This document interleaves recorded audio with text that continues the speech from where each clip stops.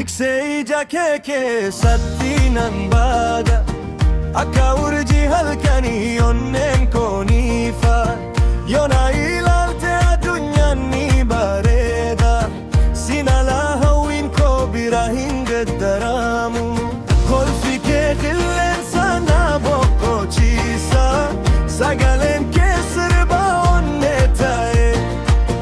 Guyyaa hundumaa si yaaduun koo, jireenya koo hiikaa itti kennee tiksee.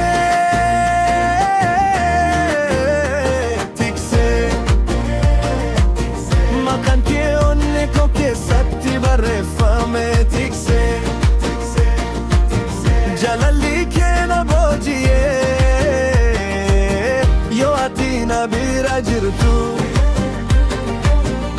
wanti hundi ni guutama. Tiksee koo si qofatu abjuu koo dhugoomsa.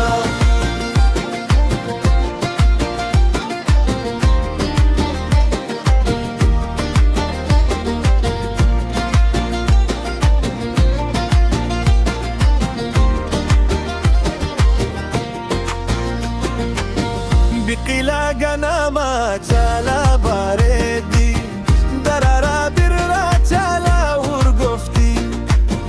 Yeroo na bira dhaabbattu, onneen koo sirba haaraa faarfata.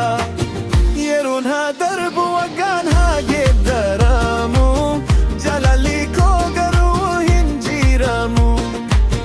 Harka kee qabee karaa dheeraa deemu, abjuu koo isa guddaadha. Tiksee,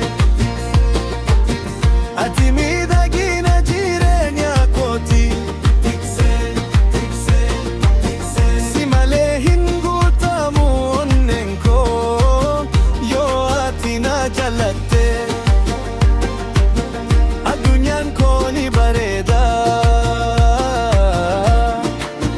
maqaa kee waamuun qofti gammachuu koota.